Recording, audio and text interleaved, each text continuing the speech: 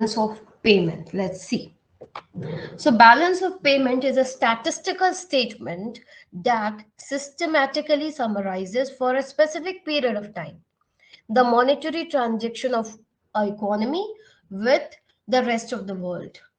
किसी भी इकोनॉमी का, किसी भी, जैसे for example India, we take an example of India, India का किसी भी दूसरी कंट्री के साथ किसी भी तरह का ट्रांजैक्शन, उसका उस पर्टिकुलर पीरियड में, जैसे जनरली हम FY लेते हैं, एक फाइनेंशियल ईयर, तो एक फाइनेंशियल ईयर मान लो कि आपने 21 से 22, तो 21-22 का जो पूरा पीरियड है, मतलब 1 अप्रैल 2021 टू 31 मार्च 2022, इस पूरे पीरियड में as a country, as India, as a country, आपने जिस भी कंट्री के साथ किसी भी तरह का फाइनेंशियल ट्रांजेक्शन किया हो, किसी भी तरह का मॉनेटरी ट्रांजेक्शन किया हो, उसका जब एक सिस्टमैटिक रिकॉर्ड बनाया जाता है तो उसको हम बैलेंस ऑफ पेमेंट कहते हैं। ठीक है, balance of payment data help to measure financial transaction between the resident of the countries and resident of all other countries. किसी भी कंट्री में रहने वाला जो भी रेसिडेंट है, उन सब का दूसरी कंट्रीज में रहने वाले रेसिडेंट के साथ क्या ट्रांजेक्शन हो रहा है, every transaction is counted under balance of payment. Balance of payment में ऐसा नहीं है कि only the government will do the transaction, सिर्फ गवर्नमेंट के ट्रांजेक्शन को ही हम काउंट नहीं करते। यहाँ पे हर एक इंडिविजुअल का जो भी अपनी क्रॉस कंट्री, अपनी कंट्री से बाहर जो भी ट्रेड हो रहा है, जैसे कि मान लीजिए कोई उनका बेटा है, वो दूसरी कंट्री में रह रहा है, मान लो वो US में काम करता है और US से वो हर महीने अपने मम्मी पापा को पैसे भेजता है, तो वो पैसा भी जो कंट्री में आ रहा है, that too is a part of monetary transaction which is done between one country to another country. दोनों कंट्री के बीच में ये फाइनेंशियल ट्रांजेक्शन हो रहा है। तो इस तरह का कोई भी ट्रांजेक्शन मॉनेटरी टर्म्स में जो बिटवीन द नेशन हो, और बिटवीन द नेशन में मतलब वहां के रेसिडेंट और दूसरी कंट्री के रेसिडेंट, इन दोनों के बीच में कोई भी ट्रांजेक्शन होता है, उसका जब एक स्टैटिस्टिकल स्टेटमेंट, एक रिकॉर्ड बनाते हैं हम, सिस्टमैटिक रिकॉर्ड मतलब कि क्रोनोलॉजिकल, अप्रैल, ठीक है, मई, जून, जुलाई, अगस्त, उस तरह से करके क्रोनोलॉजिकल रिपोर्ट जब हम बनाते हैं तो उसको हम बैलेंस ऑफ पेमेंट स्टेटमेंट कहते हैं।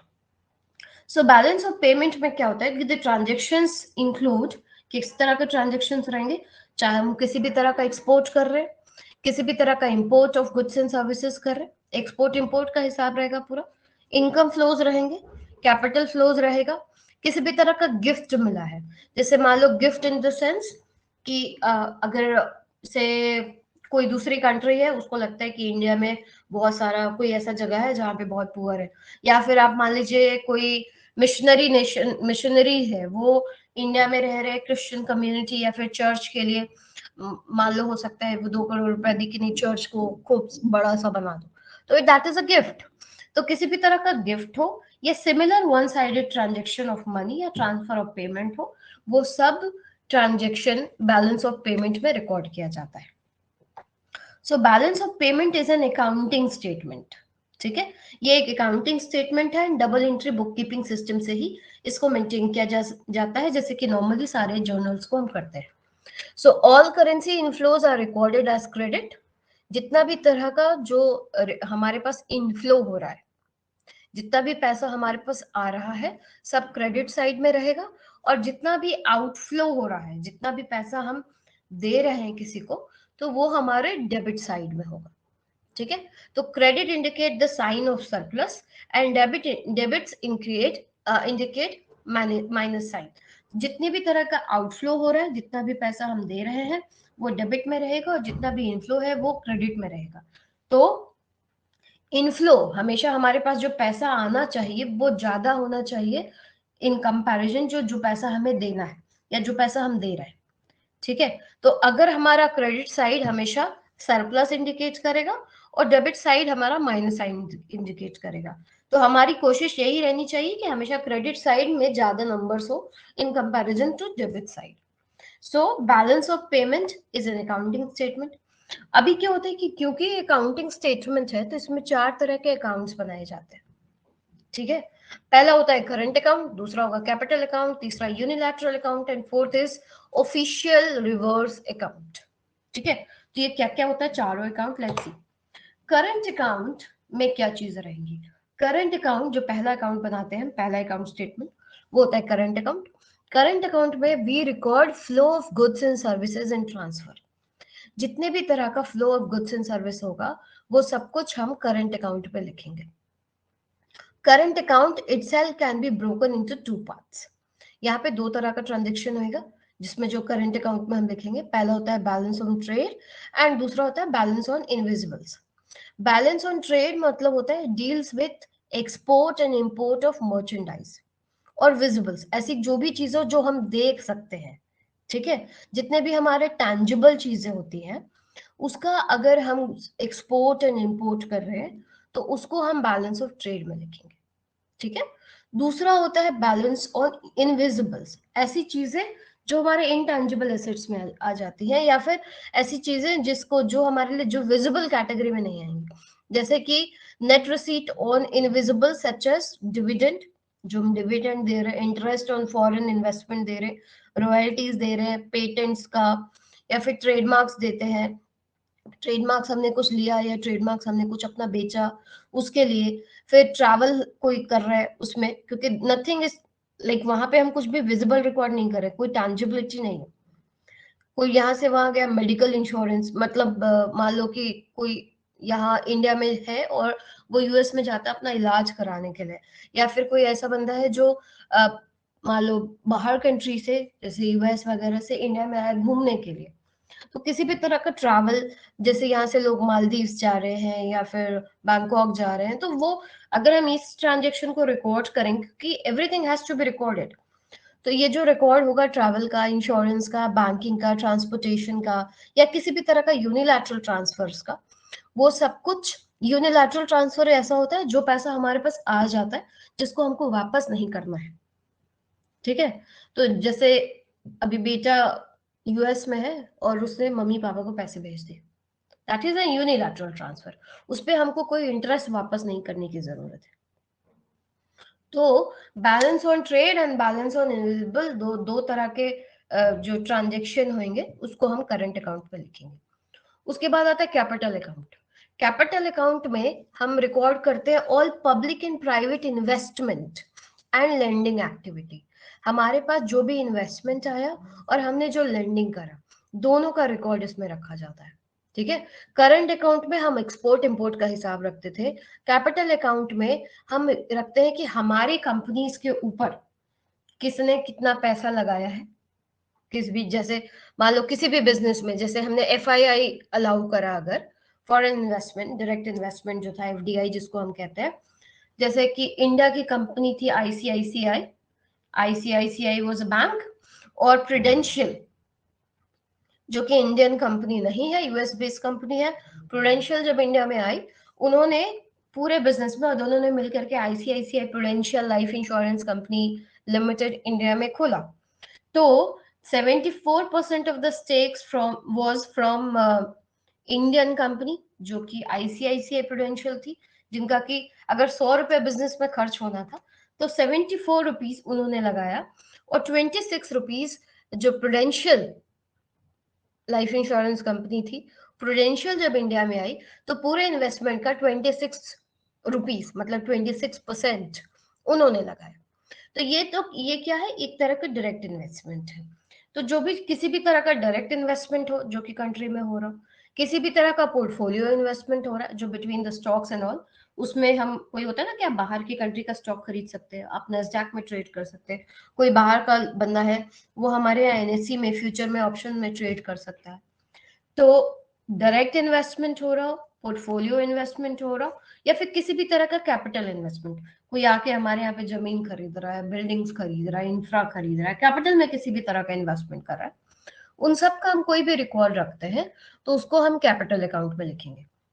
सो in general direct foreign investment measures the expansion by firm in foreign operation, while the portfolio investment and other capital investment measure the net flow of funds due to financial asset transaction between individual or institutional investors. जहां पे direct investment जब हम करते हैं, जो FDI जिसको हम कहते हैं, एफडीआई में क्या होता है कि मेनली वो फर्म के ऊपर किया जाता है। किसी भी बिजनेस में आपको इन्वेस्ट करना है, एज उस फर्म में आपको उस कंपनी में इन्वेस्टमेंट करते हैं जब हम एफडीआई कर रहे होते हैं। लेकिन अगर हम पोर्टफोलियो इन्वेस्टमेंट या कैपिटल इन्वेस्टमेंट कर रहे हैं, तो वहां पर्टिकुलरली किसी कंपनी में हम इन्वेस्ट नहीं कर रहे होते, उसके शेयर्स में, स्टॉक्स में, या फिर हम इंफ्रा में इन्वेस्ट कर रहे होते हैं। तो जब हम इंफ्रा या शेयर स्टॉक्स में इन्वेस्ट कर रहे हैं या फ्यूचर ऑप्शन में इन्वेस्ट कर रहे हैं, तो वहां पे हम सिर्फ फाइनेंशियल एसेट ट्रांजेक्शन को काउंट करते हैं, जबकि फॉरेन ऑपरेशन का क्या साइज है ये इंडिकेट करता है कि हमारा एफडीआई कितना है। तो दिस अकाउंट है जो बनाएंगे। तीसरा होता है डायरेक्ट इन्वेस्टमेंट। क्या होता है? We have already seen direct in foreign investment represents the investment in fix asset in foreign countries. कोई भी फिक्स एसेट के ऊपर जो अगर आप इन्वेस्टमेंट कर रहे हैं, तो वो आपके डायरेक्ट फॉरेन इन्वेस्टमेंट में आएगा। Example of direct foreign investment include form acquisition of foreign company, its creation of a new manufacturing facility, और its expansion of an existing plant in foreign country. जैसे एग्जिस्टिंग प्लांट था, plant नहीं, service form था ICICI, उसके साथ मिल करके उसने उसको एक्सपेंशन करा, उसका दूसरा फॉर्मेट में, या फिर न्यू कंपनी बनाया, ICICI Prudential Life Insurance Company limited या प्रूडेंशियल आईसीआईसीआई म्यूचुअल फंड। तो ये दोनों एकदम न्यू एंटिटी थे, जो कि ना ही कंप्लीटली आईसीआईसीआई थे, ना ही कंप्लीटली प्रूडेंशियल थे। दोनों ने मिला करके बनाया एक नया, क्रिएट किया एक नया फैसिलिटी जिसका नाम था ICICI Prudential Life Insurance Company Limited. ठीक है, या Bajaj Allianz Life Insurance Company Limited. तो बजाज इंडिया की कंपनी हो गई, एलियंज बाहर की कंपनी हो गई। तो एलियंज आकर के इंडिया में इन्वेस्ट करती है, तो इन्वेस्ट किसमें की? बजाज के ऊपर। बजाज में इन्वेस्टमेंट करके उन्होंने एक नई नई एंटिटी बना दी। तो इस तरह का इन्वेस्टमेंट आता है, वो डायरेक्ट फॉरेन इन्वेस्टमेंट में आता है। पोर्टफोलियो में स्टॉक एंड बॉन्ड्स में आप इन्वेस्ट करते हैं। एंड कैपिटल इन्वेस्टमेंट में आप मार्केट सिक्योरिटी, मनी मार्केट में इन्वेस्ट कर सकते हैं, या फिर आप किसी भी तरह की कैपिटल ट्रांजेक्शन में इन्वेस्ट कर सकते हैं। उसके बाद आता है यूनिलैटरल ट्रांसफर, जो तीसरा टाइप का अकाउंट है, जिसको कि हम यूनिलैटरल ट्रांसफर कहते हैं। यूनिलैटरल ट्रांसफर में, यूनिलैटरल जैसा कि नाम है, एक तरफा जो पैसा आता है वो एक तरफा आता है, हमको किसी को रिटर्न नहीं करना। तो इसमें कौन कौन सा पैसा हो गया? इसमें पहला हो गया तुम्हारा गिफ्ट। जैसे कि आपको बताया कि कोई, मान लो कि रोम की कोई ऑर्गेनाइजेशन है, वो इंडिया में लोगों को आके पैसा देती है कि भैया तुम चर्च बनाओ, हम तुमको 2 करोड़ रुपए देते, तुम बहुत सुंदर सा चर्च बना लो। या मिलिंडा गेट्स ऑर्गेनाइजेशन आती है, वो आके इंडिया में गाँव में जाके काम करती है, वहाँ हॉस्पिटल्स बनवाती है, वहाँ पे स्कूल्स बनवाती है, या फिर ग्रांट्स देती है। तो दीज ऑल आर गिफ्ट, ये हमें पैसा वापस नहीं करना। दूसरा ये भी हो सकता है जो प्राइवेट रिमिटेंस, जैसा कि आपको बताया कि the son is living in another country, the daughter is in another country, and they are sending money to the parents living in India. तो इसको हम प्राइवेट रिमिटेंस कहते हैं। तो किसी भी तरह का प्राइवेट रिमिटेंस है, वो भी हमको रिटर्न नहीं करना होता है, इसीलिए वो भी यूनिलैटरल ट्रांसफर में आएगा। तीसरा होता है गवर्नमेंट ग्रांट, कोई मिलता है किसी भी तरह का ग्रांट जो कि गवर्नमेंट दे रही होती है, उसमें भी आपको रिटर्न नहीं करना है। प्लस रिपार्टेशन या फिर किसी भी तरह का डिजास्टर रिलीफ, जैसे कि अभी आप देखे होंगे कि 2-4 दिन पहले आपने न्यूज में सुना होगा कि तालिबान के लिए इंडियन गवर्नमेंट ने बहुत सारा मेडिसिन उसे भेजा।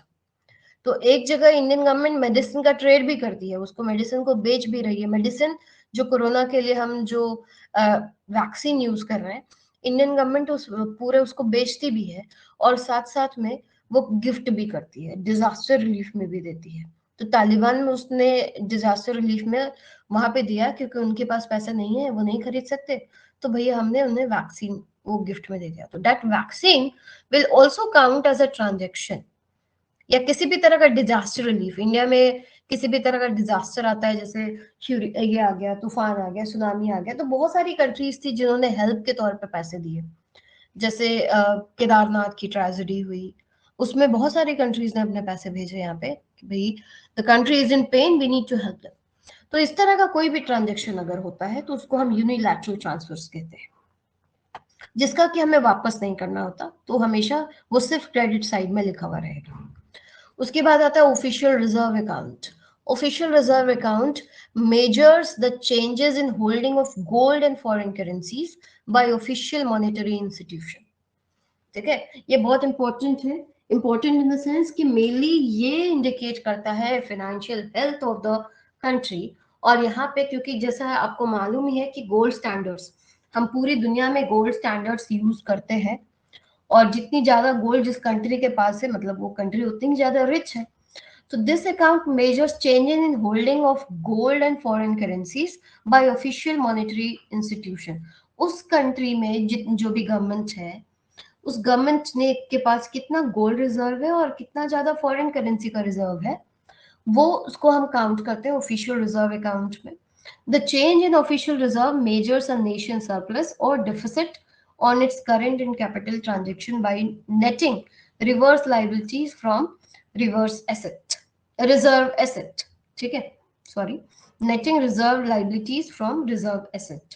तो हमारे पास जो करंट और कैपिटल अकाउंट हमने बनाया, उसमें से हमको पता चल जाता है कि कितना हमें पैसा वापस करना है या कितना हमें पैसा रिटर्न, जो कि अगर मान लीजिए किसी ने इन्वेस्ट किया है हमारे ऊपर, या किसी का कोई ट्रांजेक्शन है जिसके लिए हमें उसको रिटर्न करने हैं पैसे, जो कि आप इंटरेस्ट पे करना है। जैसे हम वर्ल्ड बैंक से पैसे लेते हैं तो हमें इंटरेस्ट तो पे करना है।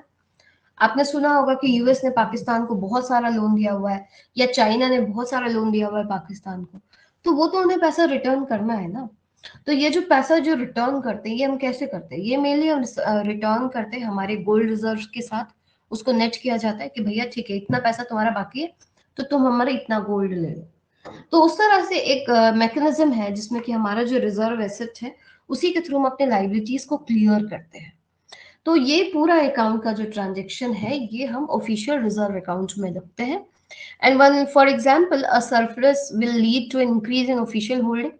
जैसे ही अगर हमारे पास सरप्लस होता है, अगर कंट्री के पास किसी भी तरह का उधार नहीं है और बाकी सभी को उनको पैसे देने हैं, तो वो पैसा कैसे देंगे, या तो अपनी फॉरेन करेंसी या गोल्ड के थ्रू देंगे, ठीक है। तो अगर मान लीजिए हमें यूएस को पैसा देना है तो हम उसको इंडियन रुपीज में तो जाके नहीं दे देंगे ना, हमको उसको फिर एक्सचेंज करके या तो उनके करेंसी में पेमेंट करना होगा या गोल्ड में पेमेंट करना होगा। तो इस तरह का जब भी आप ट्रांजेक्शन कर रहे हैं, तो अगर आप सरप्लस में है मतलब आपके पास क्या होगा, आपके पास फॉरेन करेंसी या गोल्ड का रिजर्व ज्यादा होगा।